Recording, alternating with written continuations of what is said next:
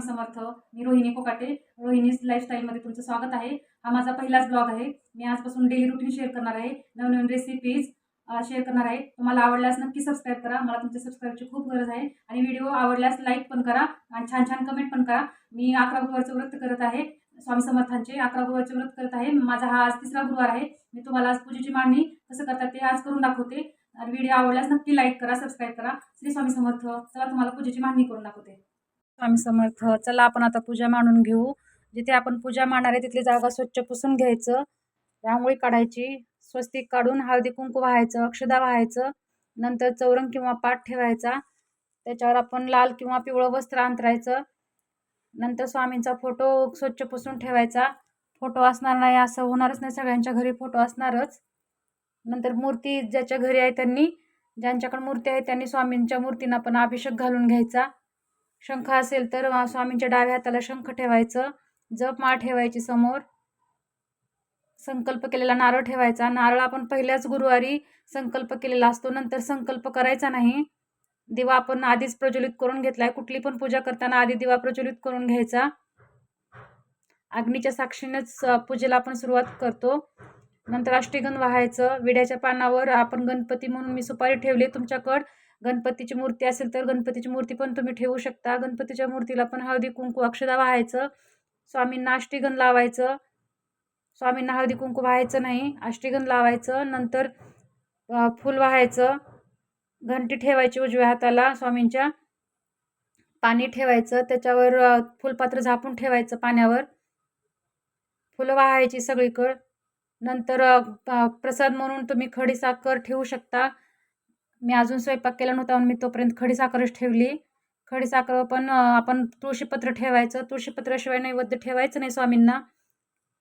तुम्ही ॲपल किंवा फळ म्हणून ॲपल किंवा केळी काय पण ठेवू शकता. मी ॲपल होतं घरात म्हणून ॲपल ठेवलंय. नंतर पूजा करून घ्यायचं. नंतर पुढे एखादी छोटीशी रांगोळी काढायची.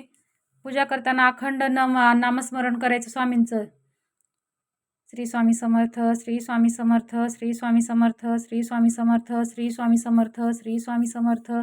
कुठली पण सेवा करताना नामस्मरण करायचं. श्री स्वामी समर्थ, श्री स्वामी समर्थ, श्री स्वामी समर्थ. कुठली पण पूजा करताना तुम्ही मनापासून करा, बघा तुम्हाला देव पावतोच. नंतर श्री स्वामी समर्थ सारामृतचे 1 ते 21 अध्याय घ्यायचे. 1 ते 21 अध्याय म्हणजे एक पाठ झाला. एकाच बैठकीत पूर्ण पाठ करून घ्यायचं.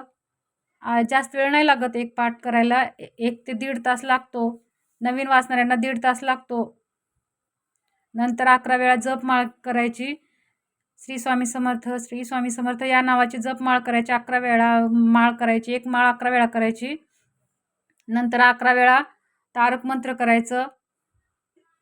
तुम्ही एखादा ग्लास पाण्याचा हातात घेऊन तारक मंत्र म्हणू शकता आणि तेच पाणी तुम्ही तुमच्या मुलांना प्यायला पण देऊ शकता.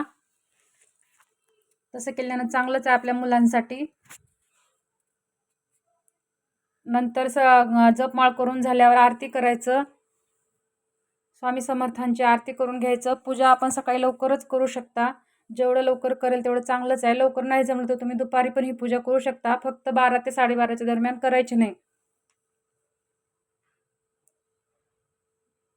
बघा मी अशी पूजा मांडली. आवडली असेल तर नक्की लाईक करा, सबस्क्राईब करा. श्री स्वामी समर्थ, श्री स्वामी समर्थ. मी आज स्वयंपाकात बनवला होता गाजराचा हलवा, वरण भात आणि स्वामींच्या आवडीची गेवड्याची भाजी बनवली होती आणि चपाती. असा हा माझा आज मी नैवेद्याचा स्वयंपाक केला होता. नैवेद्य संध्याकाळच्या आरतीच्या वेळेस दाखवलं होतं त्याच्यामुळे व्हिडिओ घेतला नाही.